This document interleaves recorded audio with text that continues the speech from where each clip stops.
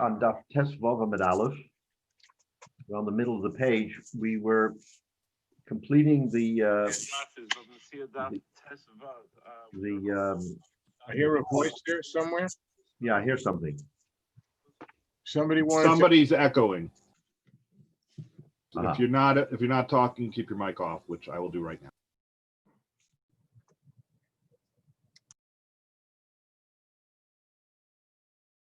Rabbi Grauman, you're muted.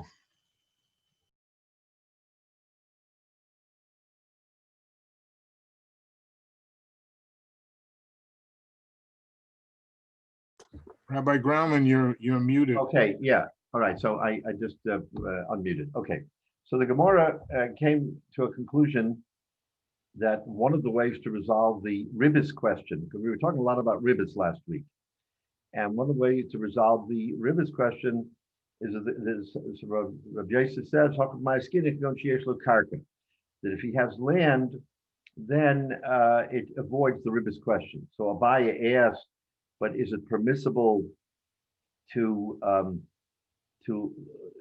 loan a saw of wheat and return a saw even if you own karka? And that was the whole discussion that we launched last week about ribbis and what ribbis deraisa, neshech marbis, ribbis derabanan.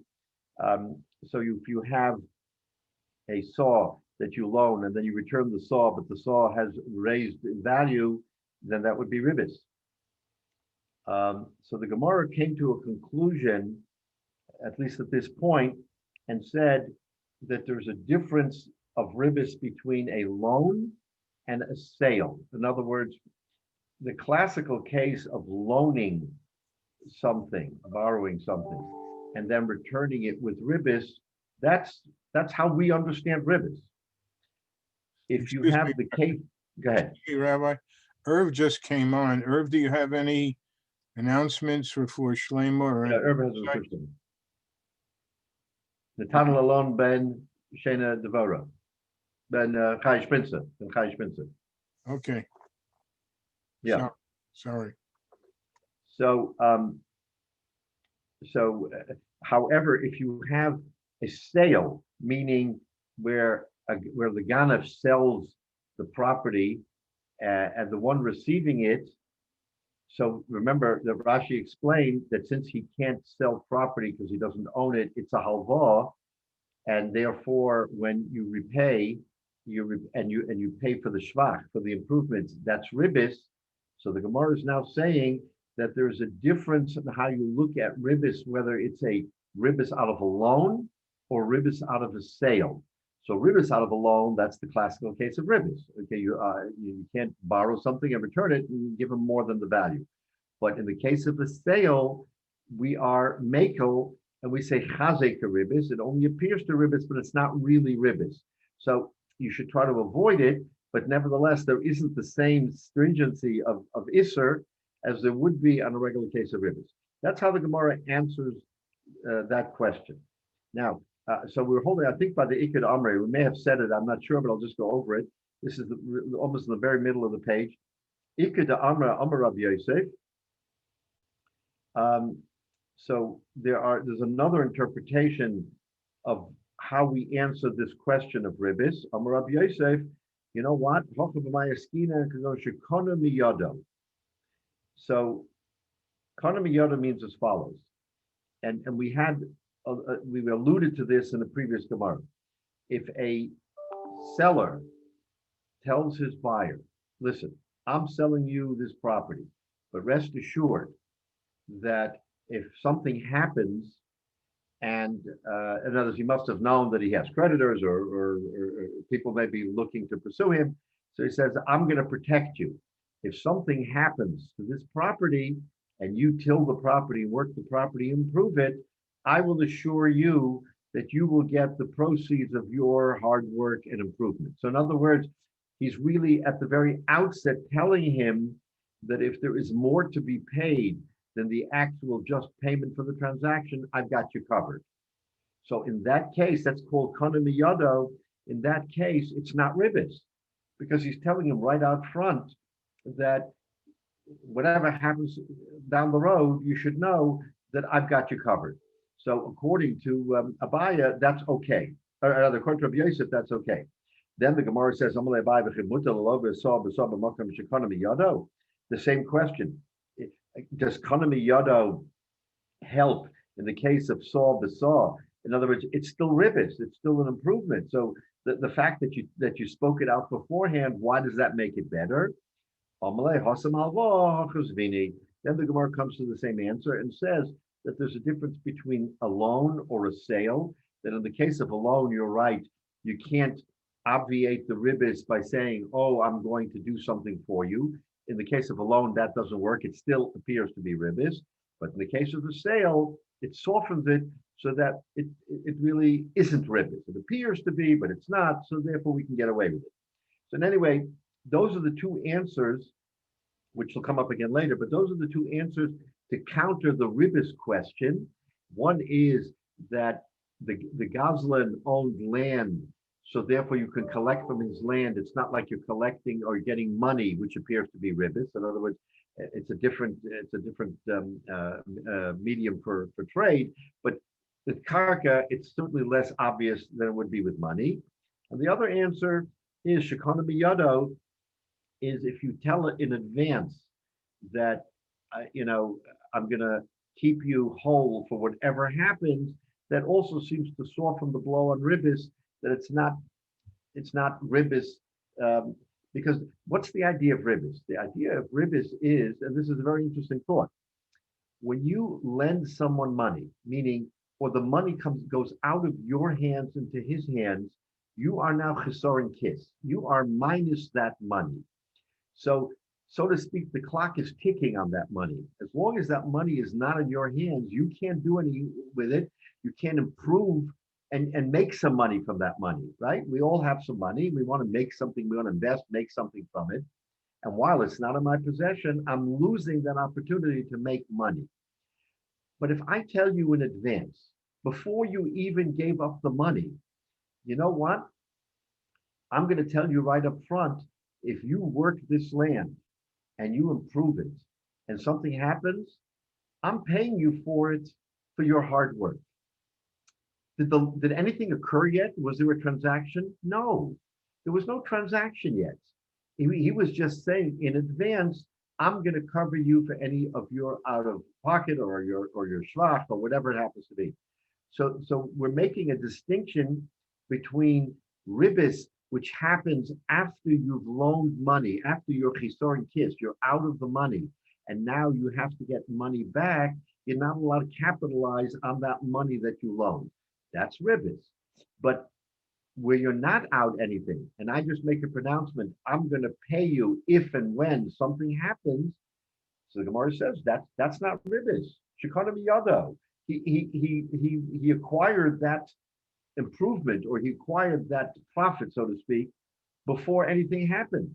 You can't connect that to ribbis. That's the Gemara's. That's the underlying understanding of what Shekana miyado means. Is he wasn't out anything yet, and the clock hadn't started ticking. That's when ribbis comes aboard. When the clock is ticking. When the clock isn't ticking, and you make a statement, "I'm going to pay you if you happen to lose any money," says the Gemara, that's not ribbis. You can't equate that with ribbis. So that's the chilek. That's the answers that are given, and we're going to see this is going to come to play again now in our Gemara today. All right. So at the two dots, middle of the page, gufa. All right. So here's what we're going to pick up. Zak the Gemara, gufa. Let's understand. It's a reference to. Let's understand the Gemara in and of itself. What's going on? Omer Shmuel, Balchov Gogas Shvach. Shmuel says that the Balchov, about not a Gazlan, a Balchov is Gogas Shvach. There's no ribbis issue here.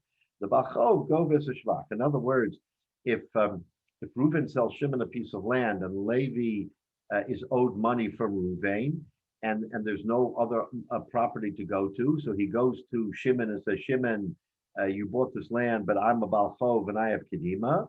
So he says not only will he get the property, which is pledged, but also the shvach, the improvements from the property. Frank the Gemara, Amarav. So now the Gemara is going to explain to us why that is.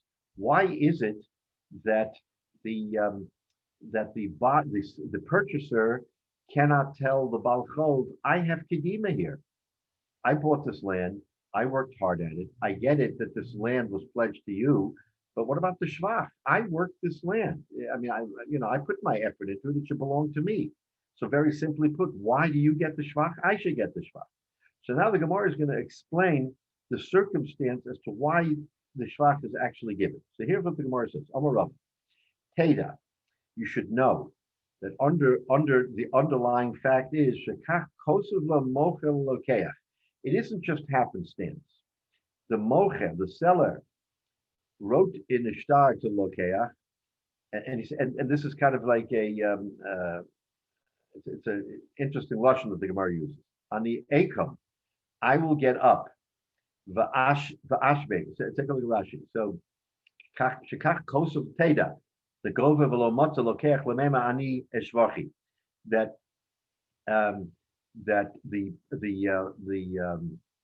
Lokeach cannot say to the Baal Chov, I improved it. The responsibilities of the shtar hamecher. Okay, so what does he say? So ani ekim, I will get up. Ashvi is ashkit.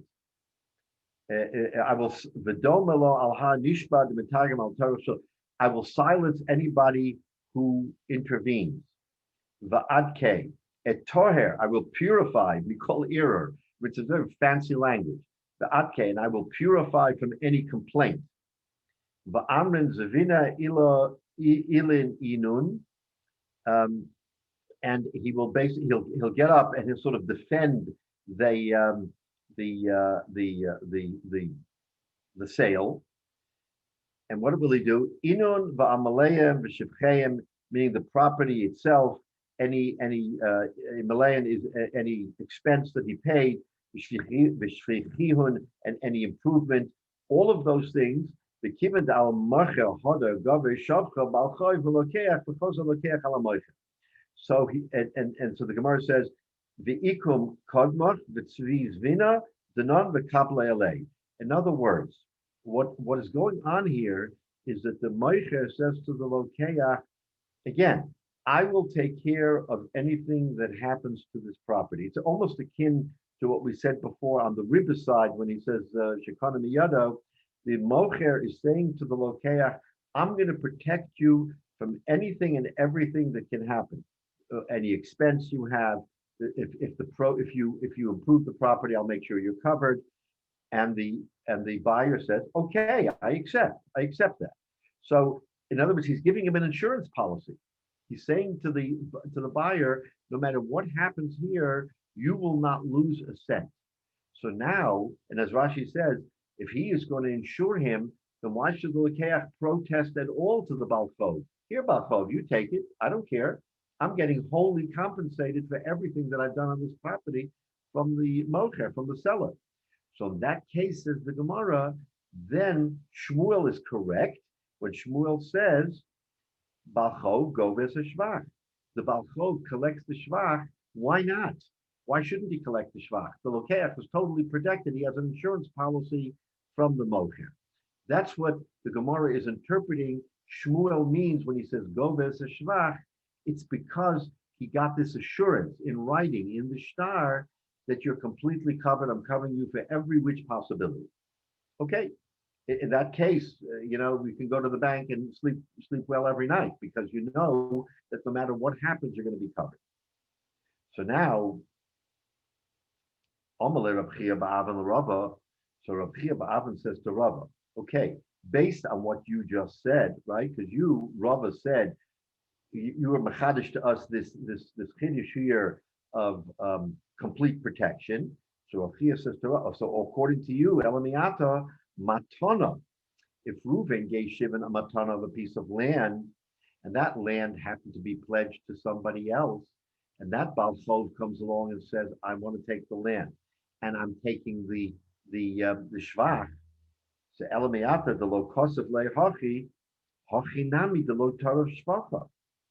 So he says, according to this, if Reuven gave Shimon a matana of the land, and he didn't give him this whole proclamation of protection, this insurance policy, then the Baal Chov cannot collect the shvach. Is that what you're saying? On Malay in. He's saying, yes, that's exactly what I'm saying. That if the recipient was not given the insurance policy, the complete coverage, then the Baal Chov can take his land, but he can't take the profit. Frek the Gemara, V'chi yofer koyach matana mimecher, says Rashi, V'chi yofer. So Rashi says, matana, the lo ksiv behachi, she'ein odem mekabel of achrayis. Masha who knows saying, nobody who gives a gift gives an insurance policy. A gift is a gift. You give something very nice. You don't give them an insurance policy with the gift. Hachinami the imnoisen the chosav the matana lo govi bal chov shvacha hol v'lo hoda ala noisen, says Rashi. Since the recipient of the gift can't go back to the seller, to the giver, and say, "What about my gift? You gave me a gift." Therefore, he cannot collect the shvach. Korach matana bitmiyah. So Rashi is saying it's an astounding question. How can a matana be stronger than a transaction in which there was a compensation given? Right? How can that be? Amalei in yofe yofe. So what does Rashi say? Yofe yofe, definitely yofe be yofe. But the Dava said the kibbutz lo hoder gavalei lo mafsid le midi the lo afsid le bal chayv. The bal chayv is not out anything. If you're going to say no, he can't even get his property, the underlying property, because it was given in the matana, then the Balchov can say, Omalei, my zvinte, or not zvinte, my mine agve chover, you should have known that in a case that there is a Balchov, that property is going to be in jeopardy. In other words, that's an established thing everybody knows. That if a piece of property has a pledge, that pledge comes before everything, including a matana.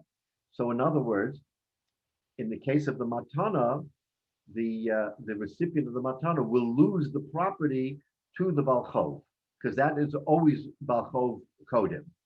But when it comes to the shvach, when it comes to the improvements, then where do you come? Okay, in other words, you balchov, all you're entitled to is what you lent him. You lent him $1,000. The property is worth $1,000. Fine. The improvements are now worth $100. Where do you come to those improvements? Okay. Now, in the case of a sale, then Shmuel says he's entitled to it. Why is he entitled to it? Because Rabbi explains, because there was a deal made in advance. The deal was that the mocher said to the lokeach, "I'm protecting you." So you're going to ask me a question now. One of you are going to ask me a question. What about in the case of a sale, if the mocher didn't make that pledge? And a chanami. So the Gemara is telling us that in most cases, apparently it seemed that they made that pledge. If they didn't make the pledge, then there would be no collection. The collection is only because the mocher made a pledge to the buyer to protect the buyer. It's kind of like he gave him an inherent insurance policy with the sale. Okay, it's not unusual. You give him an insurance policy. I'm protecting you from something.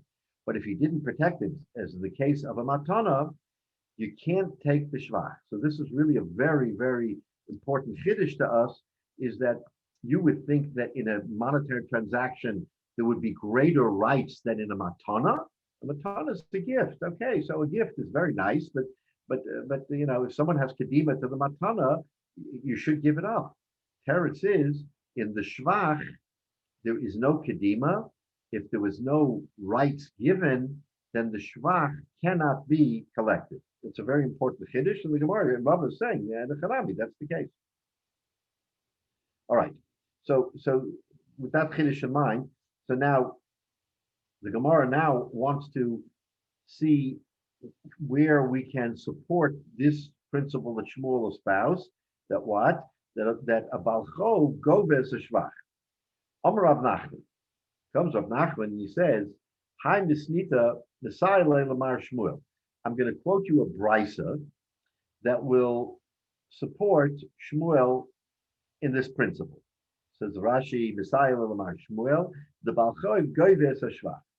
Okay, so here's the brisa. But v'huna chavren, our friend Huna, call him Huna, not Rav Huna, because they were all colleagues. This is Huna Chavrin, but Rav Huna, our friend, Mukum lo b'mina achrina. He doesn't quite hold like Shmuel because he uses this brisa for another purpose. In other words, he's telling us in advance that there's a brisa that's going to support Shmuel, but Rav Huna doesn't hold from it. He doesn't necessarily support Shmuel in that position. Okay, so let's see what the brisa is. The Tanya, we saw this brisa the previous daf. If someone sells a field to his friend, and it goes out of his hand. So there, not that it's relevant here, but there the Gemara declared, did Bezdin take it, or did the recipient take it? In other words, the actual true owner, but it was taken away from the buyer. Someone took it away from him. Okay, it's not relevant exactly who in this case. There, the Gemara had a discussion who it was. So now the recipient of the buyer, the fellow who bought the property, what are his rights? So the Brisa says, Kishu Gova, when he collects, Gova is a Kerem Nechosim Mishubadim, then he can collect the underlying, the principle itself, Nechosim Mishubadim, from because he no longer gets the land. The land is the true owner. So he has to get money. So he gets the money from the Chosim Mishubadim, from pledge, even from pledged properties that the seller pledged to a third person.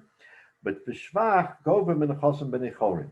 But the shvach he can only collect from b'nei chorin, from that which the seller owns with not having been pledged. That's that brisa. Okay. So what are we talking about? We're talking about balchov. We're talking about the case of a balchov, a creditor who comes and says, "I loaned money to this seller. And now that you took the property away from me because I was the buyer, I'm entitled to get recovery." So the Brisa says, yes, you get the actual property from pledged property that the seller had, but the shvach only from b'nei chorin that he had. Huna chavrin, Rav Huna mukum lo b'mila achvina. He talks about a different circumstance in that brisa, the lokeach migazlin. So he interprets that brisa not in the case of a creditor, but a gazlin, meaning like our case, where the seller was a ganef, he sold the property, and now the true owner is coming. So the person who is out, he is the one who has to recover. Not a balchov, a creditor to the seller, legitimate seller, but a creditor, a ganef, a gazlan. Okay, that's one brisa. Okay, we have that brisa. Tanya idach, then the second brisa, which also we had previously in the Gemara. If someone sells a field to his friend v'hishbicha and he improves it, right? That was that brisa. Ubo balchov v'tarfa. And the balchov comes, right? Classic case, and he grabs this property. He said, "What do you mean? This was pledged to me." Kishuhu gova. Now, here, let's look carefully. What are his rights? Kishuhu gova imashvach yotza ala yisiya. If he grabs the property, and the property was tilled and fertilized, and produce came out of the property, so this creditor is going to take the whole property, including the produce, right? So im hashvach yotze ala yitzia, if the improvements are greater than the expense, meaning the improvements are worth $200, the expense was $100. It took $100 of effort and money to bring out a $200 profit. So here's what this brisa tells us. Notel es a shvach mi bala karka. Then he takes the shvach, the improvements, the $200 that he collects from the bal hakarka, because after all, it's his shvach. I mean, his handiwork. So the bal hakarka has to pay him. The bal hakarka has to pay him for the improvement. Vayitzia mi bal chov. When we say balakarka, we mean the seller. We mean the seller here. The seller who sold the property, he's the balakarka. Now the Balchov comes and is collecting from him. So the buyer collects the improvements from the seller, Vayitzia mibalachov, but he collects the expense from the Balachov. The Balachov is the one who's getting the property back, right? And with this property, he's getting a windfall of $200. Says the Brisa, he's not entitled to that entire windfall, because if he had had the property himself and worked the property, he would have spent $100. He, the Balchov, would have spent $100 to improve it to $200. Says the Brisa, he's not entitled to the windfall. Therefore, the buyer can legitimately say to the Balchov, you should pay me for the expense. You're still making a profit. You're making $100 profit because you're paying me $100 for the yitzia, for the expense, and you're getting $200 in the shvach. So you're not out any money. So you need to pay me the $100. But in turn, he goes to the seller and says, wait a minute, I worked this land. I improved this land $200. You should pay me the $200. So the Brisa says that the buyer gets $200 plus $100. $200 from the Balkarka, from the seller, and $100 from the Balchov, who's not out any money because it didn't cost him anything. So that's what the Brisa says. Now, what happens further in this Brisa? What happens if he spent $100 on the expense and the shvach was only $50? He did not get any real shvach. He barely got anything out of that. So the improvements are less than the expense. So he's out of pocket, right? $50. Says that Brisa, Ein lo ela hatzor shir shvach mibal chov. He gets nothing from the seller, nothing at all from the seller, but from the Balchov, he gets $50. What are the $50? He can only get expense up to the amount of the improvement. So if the improvement was $50 and the expense was $100, then he gets $50. The Balchov is not out anything because he's giving him 50, but he has 50 in shvach and in produce. So he's not out anything. And but the owner, the buyer who has to give up the land, he is out $50. He cannot collect that 50 from the seller. He has to absorb a $50 loss. That's what the Brisa tells us. Yeah, Jay. Rabbi, so who loses here? Who loses money here in this whole? The buyer, the one who bought the land, is the loser. And the reason why he's the loser and can't collect is because, let's say, it was his property. Let's say this thing didn't happen. He bought a piece of property. He took $100. He put it into the land, got $50. Who's he going to collect from? Nobody. It's his loss. He took a gamble. You can't go back to the seller and say to the seller, pay me for my expense, because that was on you. If there's a shvach, if there's an improvement and everybody gains, okay, then you can say, I gained, you should pay me for the shvach. I'm losing the shvach here. But if there's no gain, you can't blame that on the seller. Even though the Balchov came and took away from him, you can't say to the seller, oh, you should pay me the $100 for my expense because I put $100 in and I only got 50. But he can go to the Balchov. The Balchov, who's collecting the property back, he shouldn't have a windfall of $50 that he never would have been entitled to, because he too would have spent $100. So at least give the original purchaser half of his money back for having tried to get some produce out of this property and not being successful. Therefore, the Brisa says that you can only collect $50, the amount of shvach, the amount up to the amount of the shvach, from the Balchov. So how do they evaluate the shvach? Is it actually sold? Yeah. I think they would evaluate it based on what is fair market value. In other words, if you have, let's say, you produce 10 bushels, and 10 bushels would give you, let's say, $50. So that's the equivalent value. But he put in double that just in fertilizer and expense and all these other things. So you have some kind of an equivalency, and you say that, listen, sorry, bad season, you didn't make it. Whose fault is it? You took the effort, very nice. You would have been the beneficiary if it improved. You've got to suffer the loss. but we say that no one should get a windfall here.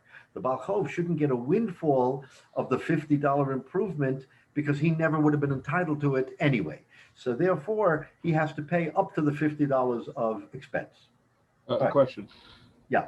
So one thing that's I don't think we've talked about yet is what the expense may really be the person who's doing this, his personal labor. In other words, if he goes ahead and hires people, he can present receipts and say, okay, I put in $50 of fertilizer and I paid these guys $100 to do the work. But if he did the work himself, thinking he's going to benefit from it, but how would he prove that? How would we figure all that out? It comes very fuzzy. It's an interesting question. I mean, the Rashi doesn't differentiate here when it says hotzah, because and actually you're hit on something interesting because previously there was a Rashi that said when it came to hotzah, so part of the work is, you're right, it's labor, because when you improve something, remember the Rashi said one of the ways to do chazaka is if you walk the property, and by walking the property you firm up the ground, and therefore the fence becomes stronger because the ground is compacted where you walk. Rashi says that is a sign of chazaka. So that's clearly labor. There's clearly labor there, that you're doing something with your effort. So in an objective sense, I guess, Menashe, one would have to say, look, I put in 5 hours of work. 5 hours of labor is worth $5, let's say. So $5 of labor is worth $5. That $5, I should be compensated.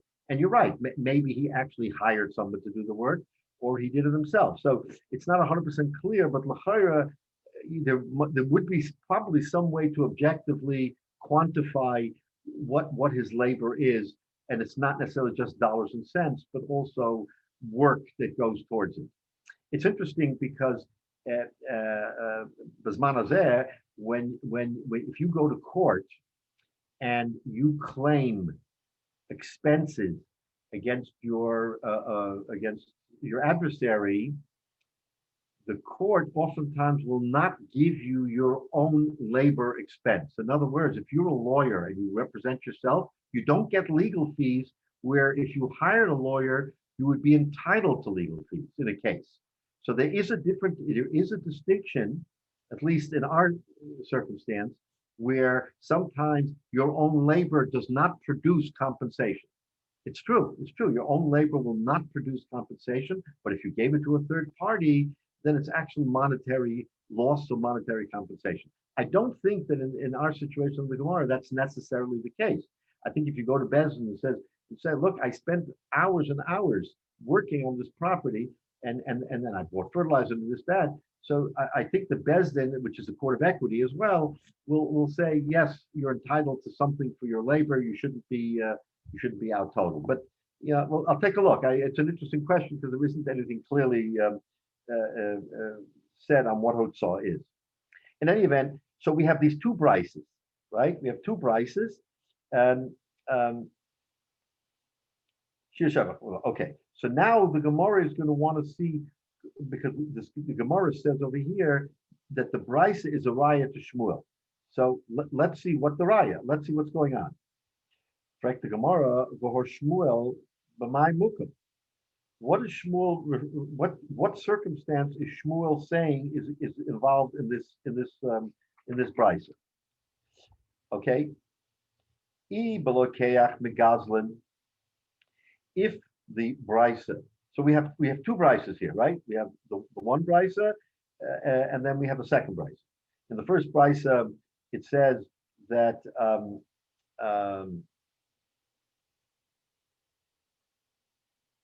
the first brisa, let me just look at the lashon.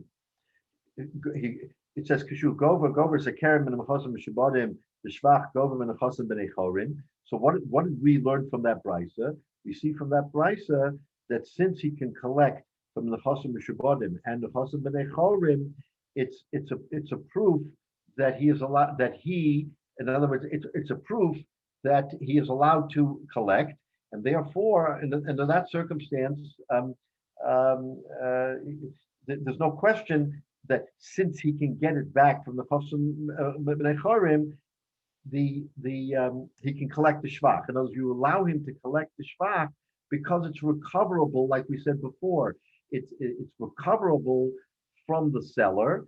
Therefore, the Baal Chov can get the shvach because the buyer will be protected, right? That was the whole Indian. We said with Shmuel that you in a case of a sale, it's common for the seller to say to the buyer, "I'm protecting you," and the proof is from that brisa because we allow the Baal Chov to collect the shvach from the Chosam B'nai Chorim. Why would we allow them to collect? Because the buyer is not going to be out anything; he's going to collect from the seller. All right, so that's a good right. So now the Gemara says, so what is our brisa talking about? So if it's from that you say our brisa is talking about he's collecting from a gazlan, kasher reisha, then the first brisa is problematic. Why? The Omer Shmuel lokeach megazlan les leishvacha, because Shmuel himself said that when you buy from a gazlan, you don't get shvach because of ribbis. So how can that brisa say that you will collect shvach and therefore there's no problem because the mocher is going to make you whole? That's ribbis. So if kolech min gazlan, that's ribbis. How can that be? Right? Now, iba bal chov, if you're saying that the brisa is speaking about bal chov, kasher reisha v'seifa. So let's take a look at Rashi. The kasher reisha, diktoni notlus shvach from the balakarka. The reisha, it says that you take the shvach from the balakarka. How can you take the shvach from the balakarka? How can you take the shvach from the balakarka? Teretz is you can take it because of the principle that we just said, that the seller is going to make him whole, and therefore there's no issue. Okay, no problem. But if you say we're talking about, I'm sorry, from a gazal, Iba balchov kasher reisha v'seifa, says Rashi, diktoni balchov nosen es a yitzia. In our second brisa, we say that the balchov has to pay the expenses, either all of the expenses where the shvach is more, or part of the expenses where the shvach is less than the expenses. But he has to pay expenses, right? Well, the Shmuel balchov gova hashvach ve'einen osim klum. According to Shmuel, there's no such thing as the balchov having to pay anything. That doesn't appear in Shmuel's theory. So in Shmuel's theory, if he can collect the whole thing, then the whole brisa is a kasha. The reisha and the seifa of that second brisa is a total contradiction on Shmuel, because Shmuel says that you can collect from the balchov, and this brisa says you can collect, but you have to pay something, either all the expense or part of the expense. So now we have a kasha on Shmuel. So in other words, what the Gemara is telling us here is, no matter how you look at it, whether it's balchov or gazlan, we have problems on Shmuel. You want to bring a raya from these brises on Shmuel, that a balchov can collect the shvach.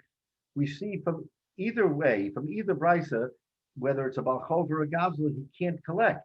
So where's Shmuel getting this raya from? You're telling me it's a raya from the brisa. There's no raya at all, because there's a kasha. No matter which way you look at the brisa, there's a kasha on Shmuel, either through a bal, whether you consider him a balchov, or like Rav Huna said, no, it's a gazlan. Even if it's a gazlan, then there's a problem.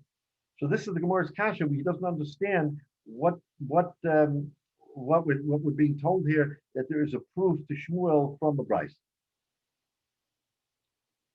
So the Gemara gives an interesting answer. So the Gemara gives an answer either way, both for gazlan and for balchov. So the first answer is the Omar Shmuel. Iboy is Ema, second to last line. Iboy is Ema b'lokeach megazlan. You know what? You want to interpret this Gemara that it's lokeach megazlan, I give you. Kagon sheyesh lo karka inami b'shekana miyado.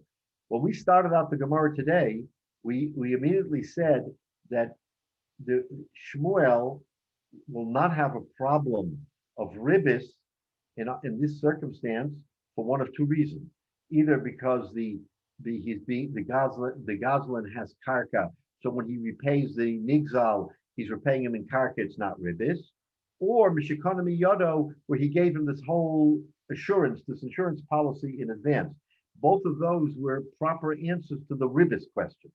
So now the Gemara says, you can say that our Bryce is speaking about a Goslin, and there's not a problem of ribis,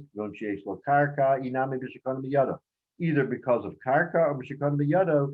So therefore, it's not a problem if our Gemara is speaking about a Goslin. But if you want to say that that our case in the Brisa is speaking not about a Goslin but about Balchov, the lo kasha, also not a kasha. Why? We're going to go to the Tashbava Mebeis now. Kan b'shvach hamagia l'ksofim, kan b'shvach she'ena magia l'ksofim. So it's an interesting answer that that the reason why it's not a kasha on the if it's a balchov, because there's a distinction between two different cases. What are the different cases? One is magvia l'ksofim. Magvia l'ksofim. The literal translation is if the shvach, if the harvest, let's say the wheat, reached his shoulders. Magia l'ksofim, ksofim his shoulders, says Rashi. Magvia l'ksofim means it grew very, very high. Korav l'kotzer, right before you do the harvest, the wheat grows very, very high, shoulder length, let's just say. But it's still at the very end where it gets its sustenance from the ground. Havale keperis gemurin. It is like almost like keperis gemurin. Ve'ein balchov gova also below yitzia. In other words, remember we said that Shmuel said that for ripe fruit the balchov cannot collect. He can collect shvach on the property, but ripe fruit he can't collect because ripe fruit is considered separate from the ground, and since he's collecting from his property, the balchov, he can't collect from something that isn't his property, meaning the peiros. So if you have hamagbia l'ksofim, you have wheat that is so high that it's considered like peiros, even though it does get some sustenance. He says, "Ein balchov goiva ella below yitzia." So now the balchov has to pay for it because that's not considered his. It's not shvach, which he's entitled to. It's peiros, which Shmuel says that is excluded from the balchov. So if in that case you have to pay yitzia, right? But in the case b'shvach she'eina magia l'ksofim, but when you have shvach that is still well below shoulder length, meaning it's not ready to be harvested, that's considered part of the ground that he collects without yitzia. So now that answers our kasha. The kasha was Shmuel says that what? That you can collect shvach from the karka, yet we see over here that in this brisa that you have to pay, the balchov has to pay a yitzia, an expense. Teretz is, when does he have to pay an expense? When the wheat is so high that it's ready to be harvested, and it's like peiros. It isn't peiros, because peiros are totally separate from the land. And Rashi says that it gets a little bit of yanika, right? El Shaddai and Tzricha Lekarka, it still needs the land just a little bit for sustenance, so it's not peiros. In that case, it's like almost there. So we say it's not fair. He has to pay yitzia. Then he has to pay the expense of what it costs to bring that property, that fruit, that wheat to that point in time. But when there's nothing to talk about, it's a wee bud in the ground. Is it what yitzia? There's no yitzia here. There's no shvach. You only pay yitzia when there's a shvach. There's no shvach. If the property is shoulder length and it's going to be produce, that's a shvach. Okay, we make him pay yitzia. But when there's no shvach, they can't be yitzia. So the Gemara wants to answer that that's the difference. Why in the brisa? Why in the brisa says you pay yitzia? Why Shmuel says as a general matter you don't pay yitzia? Because Shmuel is talking about a case where you have ripened wheat or produce, but not yet peiros, not yet totally self-sufficient. Whereas the brisa here is saying no, we're talking about it's in its very infancy, and therefore there can be no expense. So that's the Gemara's distinction between the two. So right away the Gemara asks, second line, "V'homasim b'chol yoim v'kol magveh shvuel afilu b'shvach hamagvil l'ksofim." And Rashi tells us that Shmuel was a posek, and he had people were coming to him asking him shilas. So Rashi says, "Dina torfe mekach." These questions of whether or not you can, like our case where he wants to grab the shvach. Born lifnei Shmuel, he came to Shmuel for psak. Umagvil bal chov kol hashvach im hakarka v'afil megil ksafim kol shmam tzrichim lekarka. And what did Shmuel say? As long as it needs the karka a little bit, you can get the whole shvach because it's not peiros. So you see that Shmuel did not make the distinction between Mikbiel Iksafim, whether it was almost there or not almost there. Even if it was almost there, if it got a little bit of Yanika from the ground, the Baal Chov was entitled to it. You want to give me an answer to say, oh, there's no problem in Shmuel because Shmuel says when it's completely, when it's almost there, of course he has to pay expenses. You see, that's not the case. He all these cases that he came to adjudicate, and he says, no way, you don't pay anything. So it's a kasha. And for the Gemara azay. So the Gemara says, lo kasha. It's not a kasha, and it's going to produce an interesting topic to us. Lo kasha.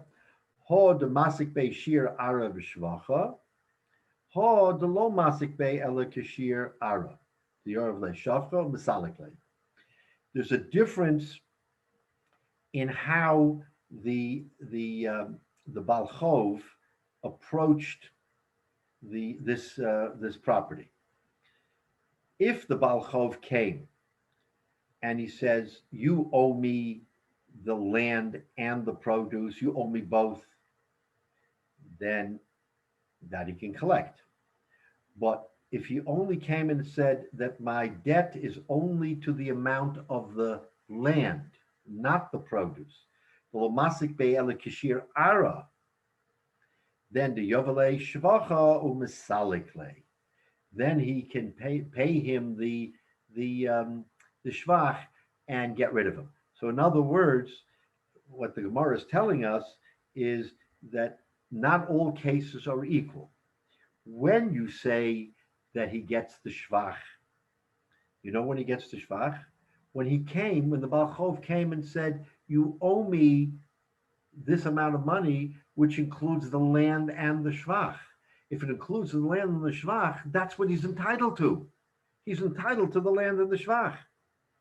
But when he only comes and claims only the land, and that's all he's entitled to, then he's not entitled to but he's getting the land back with the shvach. So in order not to get a windfall, he has to pay him the amount of the shvach. He has to pay him the amount of the shvach, or the expense, as it were. So in other words, what we're seeing here is two different cases, says the Gemara. That Shmuel, when Shmuel says, and gives a psak, that he's entitled, that when a Baal Chov comes, he's entitled to the produce, even if it's shoulder height, meaning it's almost complete. Never does he get it if it's totally does not get any yanika, any sustenance from the ground. It's no longer called shvach, it's called peiros. And Shmuel makes a distinction in the Gemara when it says shvach, it means shvach in, peiros low. You only get the improvement, but not peiros. So we have to make an important distinction. We're talking about, even though it was harvest ready, it was still getting a little bit of sustenance from the ground. So in that case, says Shmuel, yes, if a person came to me and said, I'm claiming the land and the shvach because that's what's owed me, then Shmuel says, I'm going to give it to him. Now, he wouldn't give it to him if it was peiros. He would not give it to him if it was peiros because then it's no longer part of the land, and he's entitled to only what's on the land. But if it's not fully peiros and it's only shvach, he gives them both. And when Shmuel says you only get the land and not the shvach, that's when he only claimed land. He never claimed anything other than the land because that's what he was owed. In that case, since he's getting the shvach as well, because it's attached to the land, he has to pay the expenses to the other fellow. And that's the brisa here that says, so it's not a steer in Shmuel. Shmuel is 100% right. When you owe the shvach, you pay the shvach. When you don't own the shvach, you don't get the shvach. You get the expense. That's all you're entitled to from the Baal Chov. Baal Chov has to pay expenses. You want to get anything more, but again, then you go to the original guy. But we're worried about Shmuel and what Shmuel will say. So this is what Rashi says. Hodik tani notel yitzia mi Baal Chov, the lo masik bei Baal Chov b'mocher shiur ara v'shvacha. Hilkach yoev Baal Chov lokeach shvacha. He only asked for the land. Therefore, the Baal Chov gives to Lekeach the Shvach, and he kicks him off the land. So he's being technical here. Why does he use Lashon Yitzia? Lotana notel keneged hachov mibala karka v'hamosa mibala chov la'ashmin and he gufa also dehecha the Yitzia yiseir ala Shvach. So therefore, he uses the word Yitzia to include the case where the Yitzia is more than the Shvach, and he only gets the Yitzia. That's why he uses that word. He was being technical. Why do you use the word Yitzia? You should say Noitel HaChov. He takes the Chov from the Balakarka. So Rashi is answering that the Gemara uses the word Yitzia because it becomes important where the Yitzia, the expense, is more than the Chov, that he only gets the Yitzia. So in any event, the Gemara gives an answer here, and now we satisfy Shmuel that there's no steer in Shmuel, and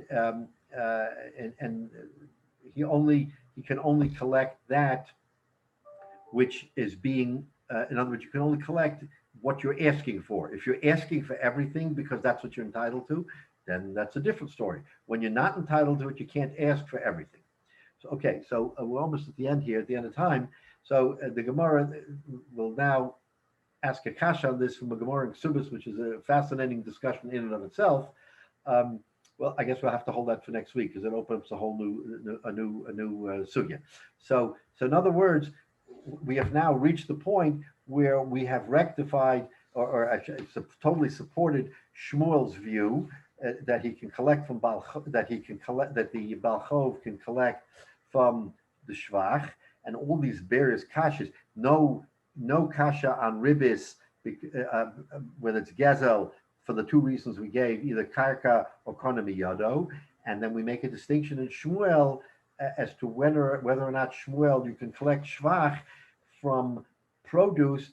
You can collect it up to the time that it becomes peiris, meaning it's a separate entity of itself. But until that time, it's still unika. You're allowed to collect everything, including the full value of the shvach, as long as you're entitled to it. Meaning that the Baal Chov says, I'm entitled to land and shvach, but if the Baal Chov says, I'm only entitled to land, that was the extent of my pledge, you can never collect more than your pledge. The problem is, if you're collecting your pledge and the land that you're getting is worth more than what you're entitled to, that's where the problem arises. Then Shmuel gives an easy answer. He says, you know what? Pay him the expense. At least pay him the expense so that there's no windfall, and then you can get the shvach. Even though the shvach is worth more than the expense, that we're not going to begrudge you as long as the buyer is not out anything because he spent all this money and effort. Make him whole. He can actually go to the seller and get the shvach, but we're not worried about the seller. We're only worried about the Baal Chov here. So the Baal Chov won't get a windfall other than what's on the land, and that he's entitled to, as long as he pays the expense and he pays him, then he's good. All right, so we'll stop here, and we'll just have to review quickly and pick up from here, because there's yet another twist to this. This Gemara is never ending. There's always a twist and there's always a terror. So we'll pick up next week. So everybody have a good week and continue to do shalom with everybody. Good. Yashikaya. Thank you. Yeah. Thank you again.